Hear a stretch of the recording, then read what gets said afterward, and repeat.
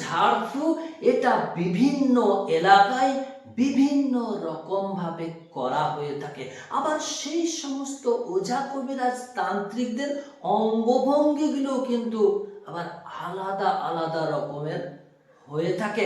এরাও কিন্তু চিকিৎসা করেন জিন ও জাদুর প্রক্ষান্তরে। ইসলামী শরঈ রুকিয়া দিয়েও চিকিৎসা করা হয়ে থাকে জিন ও জাদুর। এগুলো আমাদের সমাজের কিছু ওঝা কবিরাজ বা আলিম উলামারাও করে থাকেন। এখন প্রশ্ন হচ্ছে কোনটা দিয়ে কাজ করা ভালো, কোনটা শিক্ষা করা ভালো, এবং এসব শিখতে গিয়ে কি কি লাভ এবং লোকসান রয়েছে তা আপনি জেনে নিতে পারবেন আজকের এই ভিডিওটির মধ্য দিয়ে। ভিডিওটি খুবই ইন্টারেস্টিং এবং ইনফরমেটিভ একটা ভিডিও হতে চলেছে, তাই আপনি ভিডিওটিকে বিন্দু মাত্র স্কিপ না করে শেষ মুহূর্ত পর্যন্ত মনোযোগ সহকারে দেখে চলুন। চলুন মূল বিষয়টির দিকে এবার আগিয়ে যাই। আমি হারুন রশিদ, আপনারা দেখছেন হানাফি কেল্লা মিডিয়া। প্রথমে আমরা জানব লোক প্রচলিত ঝাড়ফুঁক সম্পর্কে। এই লোক প্রচলিত ঝাড়ফুঁক এমন পদ্ধতি যা বিভিন্ন আঞ্চলিক বিশ্বাস ও কাল্পনিক শক্তির উপরে নির্ভর করে। এর মধ্যে বেশিরভাগ ক্ষেত্রে শিরিক, বিদআত এবং নিষিদ্ধ আমলের মিশ্রণ থাকে। এদের বৈশিষ্ট্য মাধ্যম হচ্ছে কুফরি, তাবিজ, কবচ, অপ্রমাণিত মন্ত্র, অজানা ভাষা এবং বিভিন্ন দেবদেবী ও জিনের নামে সাহায্য চাওয়া। এদের বিশ্বাস অনেক সময় ঝাড়ফুঁকারী ব্যক্তিটিকে শক্তিধর মনে করা হয় এবং তার ক্ষমতাতে সব হচ্ছে এটা তারা মনে প্রাণে বিশ্বাস করে। এরা যেসব তন্ত্র মন্ত্রগুলো পাঠ করে তা একদম কোরআন হাদিসের সঙ্গে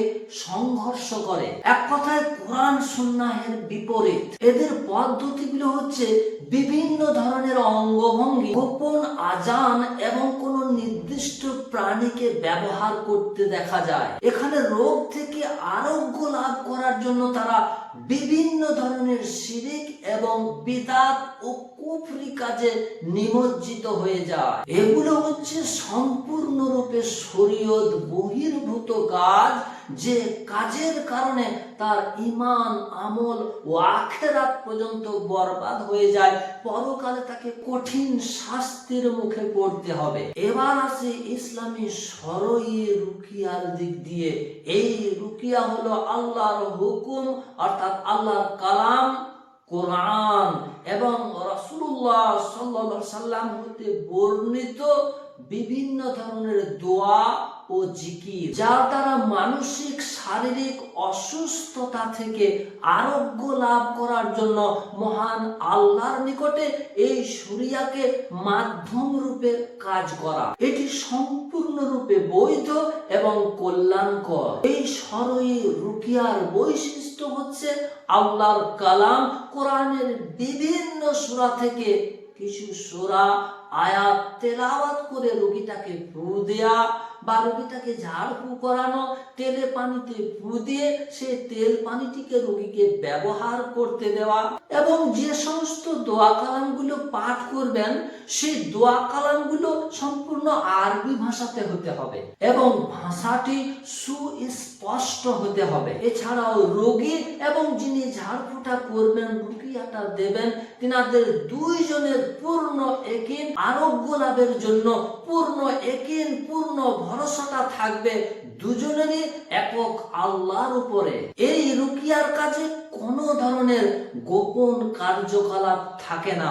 উদ্দেশ্য হতে হবে শয়তানের কুমন্ত্রণা, শয়তানের ওয়াসওয়াসা এবং জিন ও জাদুর কুপ্রভাব, অনিষ্টতা থেকে আশ্রয় প্রার্থনা। এই রুকিয়া সম্পূর্ণ শরীয়ত সম্মত, কোরআন হাদিসে এর সম্মতি রয়েছে। তাছাড়াও এতে রয়েছে আল্লাহর হুকুম এবং প্রিয় নবী সাল্লাল্লাহু আলাইহি সাল্লামের নূরানী তরিকা এবং সুন্নতি আদর্শ।